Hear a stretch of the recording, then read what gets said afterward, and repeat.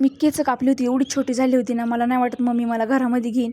तर सकाळपासून माझ्या डोक्यामध्ये एवढंच चाललं होतं की मला हेअरकट करायचा म्हणजे करायचा. आणि एवढी लांब केस कसं कोणी कापू शकतं, पण मी कापू शकते कारण की मला मोठी केस अजिबात आवडत नाही. मला छोटीच केस खूप आवडतात.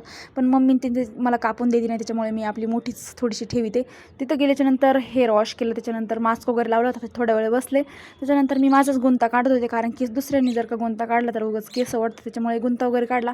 माझा चेहरा तर पडला होता, एवढं केस कापायची म्हणल्यावर लई लांब केस झाली होती. खाली तर केसांचा ढिगच लागला होता. बापरे, मला तर असं वाटलं होतं काय मी कापली. पण नंतर जरा हेअरकट वगैरे झाल्याच्या नंतर ना जीवात जीव आला. किती मस्त म्हणजे आपलं लुकच चेंज होतं, एवढी भारी दिसत होती ना केस. लेअर पण एकदम पद्धतशीर पडले होते. नंतर दीदीला पण हेअरकट करायचा होता, पण तिला करायचा होता स्ट्रेट कट. तिला लेअर कट आवडत नाही आणि मला स्ट्रेट कट आवडत नाही, पण ज्याला त्याचा सूट होतो आणि ज्याला त्याचा आवडतो. पण माझे लेअर तर एवढे मस्त पडले होते ना, खरंच मला लय आवडत होता. माझ्या चेहऱ्याला पण हा लेअर कट सूट होतो. तुम्हाला माझा कट आवडला का नाही हे कमेंट्स करून नक्की सांगा. आणि मला हा कट नक्की दिसतोय का नाही चांगला ते पण सांगा. मस्तपैकी आमच्या दोघींचा पण हेअरकट झाला. घरी आल्याच्या नंतर ना पहिले मी क्लच लावून पाहिला, कारण त्यांनी सांगितलं होतं क्लच लावला ना मस्तपैकी केस स्टेप बाय स्टेप पडतात. तर ते पाहिलं नंतर परत मोकळी सोडली. लेअर कट माझ्यावरती चांगला दिसतोय की नाही हे कमेंट्स करून नक्की सांगा. आणि माझे शॉर्ट हेअर मला भारी दिसत होते का लॉंग हेअर हे पण कमेंट्स करून नक्की सांगा. व्हिडिओ आवडला असेल तर लाईक शेअर सबस्क्राईब करा. चला बाय मित्रांनो.